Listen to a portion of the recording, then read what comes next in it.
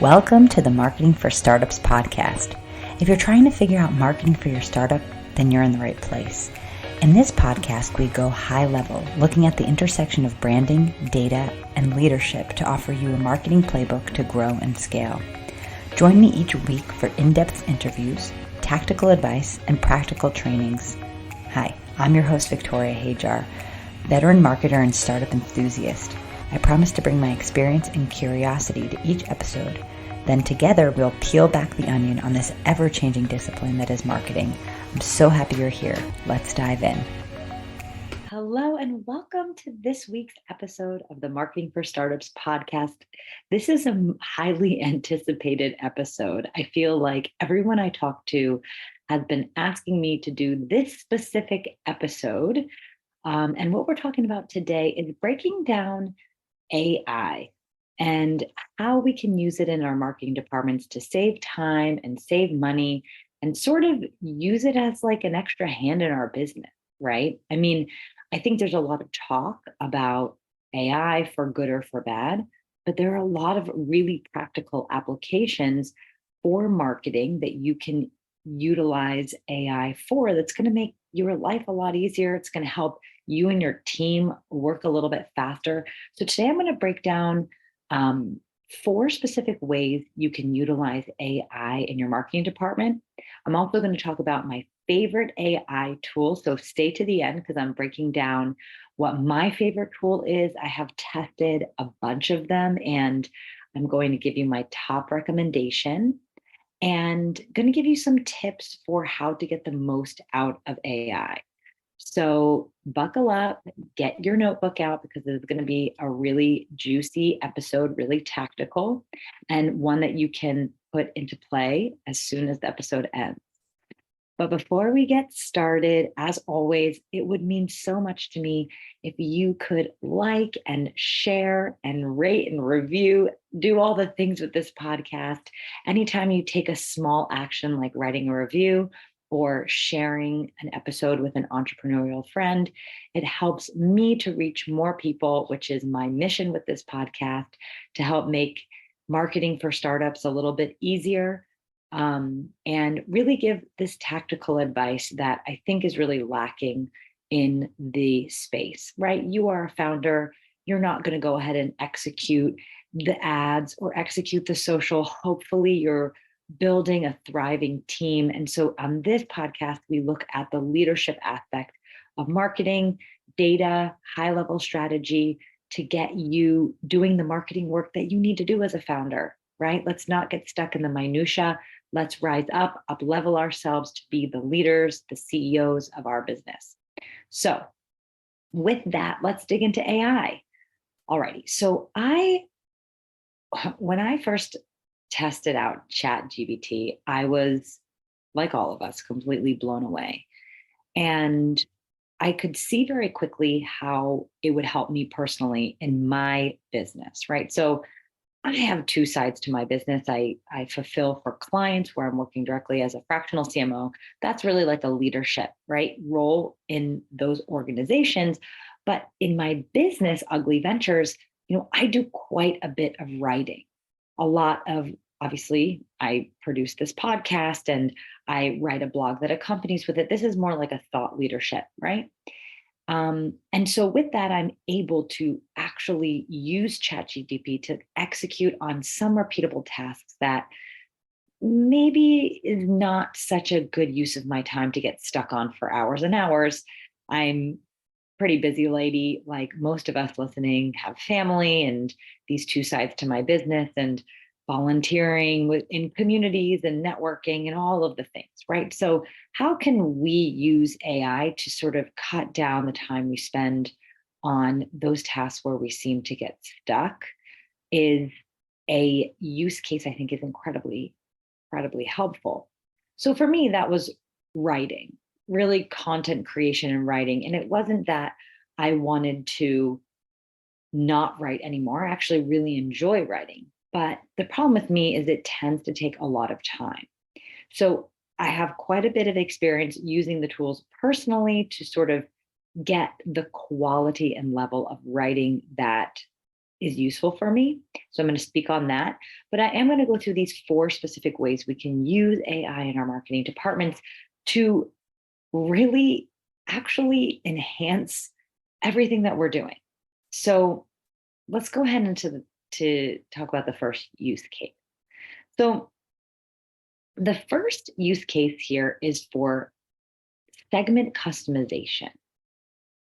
So I think this is a really interesting use case because if you're speaking to different segments in your business, you have different sides to your business. For example, let's say you are selling products wholesale and also selling direct to customers, right? A lot of product-based businesses that I've worked with have this business model. And so we kind of get into this rut of needing to send different communications to the wholesale and the direct to consumer audiences. And it takes quite a bit of time. Well, with AI, it's really, really easy to just create one set of copy for an email, for example, turn that put that copy into an AI tool and just ask the AI to customize the bit of text for that different audience. So if I were doing this for a client, I would have probably the direct to consumer communication go first, and then I would ask the AI to help adapt it for the wholesale clients, right? And so this is just like an easy, really practical way that you can, cut some time in half. And while maybe it doesn't take you a load of time to rewrite some communication for different audiences, it certainly is just like an annoying little task that AI can really help with. Now, you could even go deeper into this, right? So let's say that you are just going all in one segment, which is what I absolutely recommend, especially if you're in the earlier stages of business. You absolutely want to hone in, focus on one segment and gain traction with one segment before branching out into other segments. I think the use case I said earlier was really good because many times product-based businesses, they have to kind of launch those both sides of the business at the same time. They're not quite totally different segments, so to speak, in the traditional sense, I would say, because selling something wholesale, no, I'm wrong. It is completely different. Selling wholesale and selling direct to customers are completely different, but it is sometimes like a necessary evil for product-based businesses when they first start, because that's how they set up their revenue model. But if you're a B2B, your SaaS, membership, tech, anything else that's not, needing that wholesale versus retail segmentation categorization, I suggest absolutely one segment at a time. Well, another way that you could utilize AI is to play with some A/B testing, right? So you want to be nailing your communication, right? And AI can do that by help generating different versions of text or different versions of headline, different versions of copy for landing pages and such. So you can be doing some really skilled and measured experiments to help increase conversion rates on certain marketing materials, right? So AI just makes this so much easier and so much quicker, right? And you could feed AI exactly who you need to talk to. You can tell them that you need to increase conversion rate on a specific landing page with this specific text and give suggestions for how to improve it. There's just so many possibilities. You can really feed that command into a ChatGPT or one of these other software interfaces. And that brings me to the next point: is as specific as you can be, the better. But again, this is just one example on how you could really be iterating and improving on any of these kind of conversion-based pieces that you need to do some testing on in order to improve, right? So we're looking at email subject lines. We're looking at lead magnet calls to action text. We're looking at pop-up text. We're talking about sales page text, all of this stuff. You could be feeding your copy into these softwares, right? And getting suggestions on how to improve it. And you can test them to see how you can improve conversion rates overall. So a lot of use cases there on getting that communication right. So the second use case is for content creation. And I think this is where people think about AI first when they come to marketing, because you can just write a command like write a tweet about X, create a blog post about Y, create ad copy for Z. And the thing that's really useful about using AI for content creation is the fact that there's no need to sit and painstakingly do these sort of keyword research and breakdown, because the SEO is just baked into everything that the AI is doing for you. So if you're asking the AI to write a blog for you about a specific topic, it's seamless how the SEO is baked into there. And also, same goes for the social posts, right? AI will suggest hashtags to include in social posts. And these things are really useful because these suggested hashtags, or even the first paragraph of a blog post that you write, it's coming from a place where what's being generated is sort of a use case for SEO in a way, and you're just applying that to what the end result is that the AI spits out for you. So it's kind of like baked into the whole process, if that makes sense. And I have to say, for the blogs, the blogs that I've had on for Ugly Ventures that I've personally worked on, where I've asked AI for help, the headlines and the first couple paragraphs in terms of SEO has been so spot on. Like, these blogs have performed much better than the blogs that I write on my own. Now, I am more focused on this podcast, and just that's my kind of form of communication, rather than spending a ton of time on the blogs. And so I don't really go through the whole keyword research that you actually should be doing when you're writing blogs if you want them to rank. But it's just not something that I've put a lot of time and energy into traditionally. And so it's just surprising to me to see that the blogs that have had the help being written by AI are just ranking better, because, again, the SEO is baked into there. There are a few things that I would say. Now, if you can find a software, because now there's so many of them, where you have the ability to really type in a long and detailed command, the results will be better. So I've tested some softwares that have a character limit for the description of what you want and the command that you're giving AI.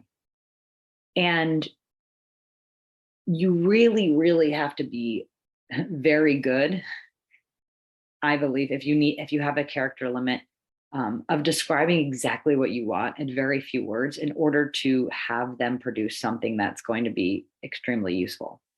So with these softwares that have limited characters for the command, for sort of like what you're trying to generate, what you're asking AI to do for you, I've gotten a lot of garbage back and had to do a lot of tweaking.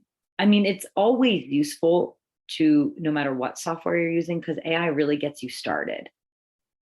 I think overall, AI is useful for that opening paragraph, right? That's kind of SEO optimized, and then giving you a little bit of an outline to get you started. But a lot of these softwares, they don't sound very natural. You obviously have to add in your own brand voice. You have to add humanity to it, right? So it's not about having AI replace the content creation. It's about having AI help you cut your time in half for the content creation. I find for the blogs and some longer text that does need a lot of TLC. But if you're just producing like tweets or social media copy for social media posts, AI could get you like 85 to 90% of the way there. For blogs, I think it's like about 50%. But it's totally useful, and you can see how using the AI is just going to be a game changer for whomever's working in your department in the marketing, whoever's assisting you with social. It really, really will help, especially with producing that copy, which is great because, and again, this is not a tool for replacing whomever is doing that job. It is an opportunity to give that person a chance to be more creative and more thoughtful in what they're doing. And now I'm going to get on the soapbox a little bit about social media managers. Social media managers have to produce such a humongous volume of content. It is nearly impossible to keep the quality high when they're producing several pieces of content a day for various social platforms. It just is not sustainable. And so where I think AI is really a godsend is to help alleviate some of the workload for these social managers, where they have like the freedom and the brain space to actually be more thoughtful and creative about tweaking the copy and mindful of the pillars they're hitting on, the values they want to communicate. Because sometimes that gets lost when they're just trying to churn things out day in and day out to kind of keep up with the demand.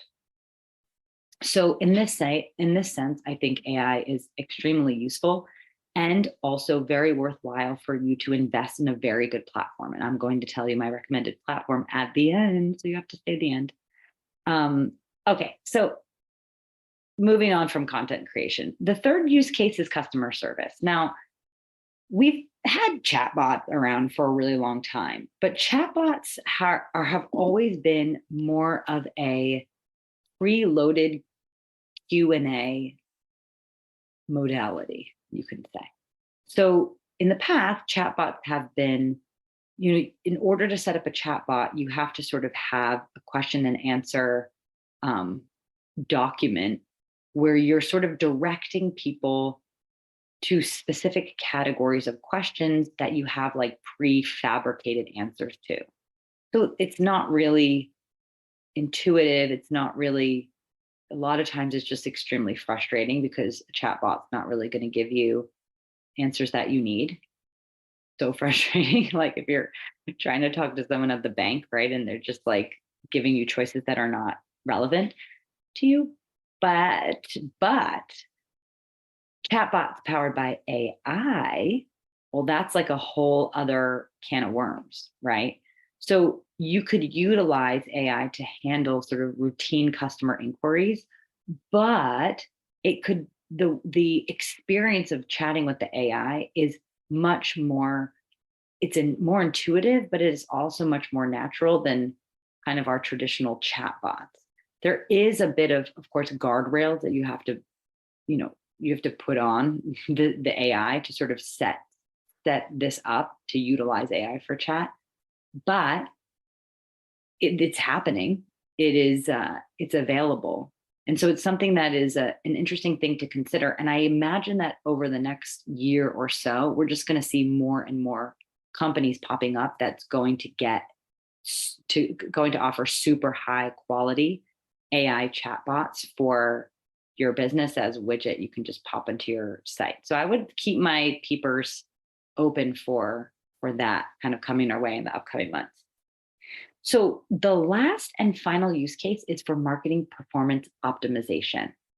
So if you're a person that has maybe not the best handle on marketing data, and you're not quite sure how to make data-driven decisions, the AI could be really useful for you. You can simply kind of put in some metrics that you're seeing and ask the AI tool what the next action should be, right? How to produce greater ROI, how to get a lower cost per click. Like, you could input any piece of data or metrics and ask the AI to help you interpret it. And this is a really useful, this is super useful, right? Especially if you don't have like a high level marketing director on your team, going through AI to help sort of digest and interpret the data is very helpful. Now, of course, you have to know what questions to ask, right? So that's a little bit of work on your part. But if you can kind of get a handle on understanding what your key metrics are, right? And what your targets are, right? Like the conversion rates that you're aiming for, your goal conversion rates. The AI could really help you in generating some ideas on how to improve conversion rates or improve lead quantities or lower cost per click, as I said. So it's another really interesting use case, and I think one that I haven't really heard many people talking about. Because again, everyone's really caught up on the content creation, but there is so much more that you can do with AI that could be more strategic, like a little bit more mathematical, right? Like data interpretation. So these are my 4 suggestions for use cases in the marketing department. And now I'm going to talk a little bit about what software I've used and what I recommend.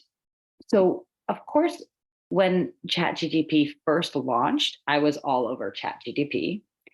And I loved it. I loved the user interface. It was more, and obviously, I'm sure everyone listening has experienced it, but the experience of using OpenAI, which is the software tool that ChatGPT was christened on, I think it's like debuted on, or no, sorry, OpenAI created ChatGPT, and through the OpenAI website, there was this interface that looked like just like a WhatsApp chat.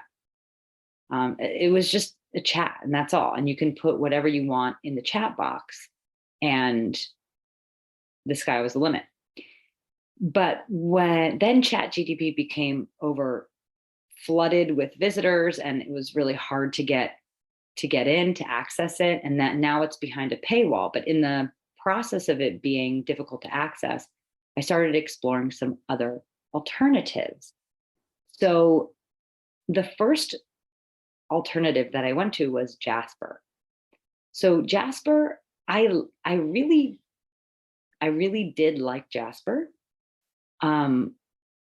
But I felt like it was a little bit expensive, and I wasn't sure how often I was going to use it. So I was still kind of open to exploring other things. So with Jasper, there is a dashboard that you can create. You just kind of like can create a document, but you have to go through, well, spoiler alert, they've changed their interface recently, and I'll explain what the upgrades are. But originally, Jasper was, if you want to generate something, you had to fill out kind of like a form, so to speak, where there was a couple of fields, and the character limit was quite long, so you could get very specific. And I've played around with not only giving Jasper commands, but what I liked about Jasper is you can say, like, write a blog article about how to utilize AI for entrepreneurs in the voice of Tony Robbins, for example, right? You can, or in the voice of, President Obama, right? And so you had some ways in which you can give commands that would produce like stylistic changes or stylistic upgrades to the text, which I really, really like. But again, I was still open to exploring. And then I ended up getting into a beta with a company called Articly. And Articly, of course, allured me for this beta trial sort of in this special pricing, and I was locked in at this special pricing. It was like $9 a month. And I was like, oh, this is great. Because I didn't know how much I would use it. The problem with Articly is that, again, the character limit for that description or what you're asking the AI to do for you, it is so limited. It was like 300 characters. And it was very difficult for me to elegantly ask what I wanted from the AI. And so I was getting back like a lot of garbage and a lot of just repetitive paragraphs. Just, it was basically 25% done. Whereas with Jasper, I was finding it more like 50 or 60% done. So I recently went back to Jasper, and to my delight, Jasper has now completely changed their interface where it is exactly as OpenAI had the original ChatGPT interface, which is just a chat. It's just like a chat box. And there's no character limit as far as I could see on how long your query can be. And I find that the writing with Jasper is just 100 times more natural. The text makes so much more sense. There's much better flow. Alternatively, with our Articly, it was very robotic and very, what's the word, formulaic in the way that all of the pieces were written. It didn't have a very good flow. And again, it was like 25% of the way done. Whereas with Jasper, it's really like 75 to 80%, right? It's really a matter of adding your personal opinions, adding your personal kind of zhuzh to the piece, your brand voice, things like that. And then it's like signed, sealed, and delivered. And again, I mean, if your main meat and potatoes of your marketing strategy is blog writing, I would really think twice about relying too much on AI. I think if that is your king content, right, that is your main enchilada of the marketing that you do, I would definitely use AI to sort of help with outlines, but your unique spin, your humanity, your brand voice is really important. I mean, it's really important to that piece of content. But if you're like me and you have other areas that you're more focused on, like Instagram or TikTok or podcast or YouTube videos or whatever, and you have to write a blog to accompany the release of those things, then AI will absolutely be indispensable tool for you. So I highly, highly recommend Jasper. And I'm not like an affiliate or anything to like that. It's just, I genuinely use them and I think that they're really top notch. And I bet you there's some other really great ones out there. I mean, I encourage you to experiment with what's available because you may find one that you like more than Jasper. Or try Articly for yourself. And maybe I just was not putting the inputs in very elegantly. But that's my take on AI. I think at this stage, it's a very useful tool. It's not going to absolutely replace your sales or your marketing or anyone in your CS departments, but it is a tool in your toolbox that can help you to be quicker in turning things around and can help you be more strategic in terms of, again, data analysis or helping with A/B testing, things like of that nature. So I hope this was helpful to you. If you have any other tips or tricks for AI, please let me know. You can always grab me on LinkedIn. I'm Victoria HR. Shoot me a DM. That's where I spend most of my time. That's my social platform of preference. But I'm constantly trying to hear podcasts and read articles about how others are using AI because I think that it is a space to keep watching and to keep testing. And you can already see the rate at which things are being iterated and improved upon just in the past couple of months. And I can't even imagine what AI will be like 1 year from now. So I'll probably do a follow-up episode 1 year from now on how I'm using AI in 1 year. And maybe it'll be the same, or maybe it'll be completely different. So that's this week's episode. I hope it was helpful. And if you can, please leave a comment, rate, review, share, all of the things. And until next week, remember, you don't have to go fast. You just have to keep going. See you next week. You did it. You made it to the end of the episodes. Thanks for sticking around with me and listening all the way to the end. I really appreciate you as an audience member, and I hope that you found this helpful. If you did like this episode, it would mean so much to me if you subscribed, if you rate and review this podcast. It helps other people know that this podcast has something worth saying. It also would be super awesome if you could take a screenshot and share on Instagram and tag me at Ugly Ventures, UGLI Ventures, VENTURES. I am always so appreciative to hear from you, and I hope to see you back here next week on the Marketing for Startups podcast.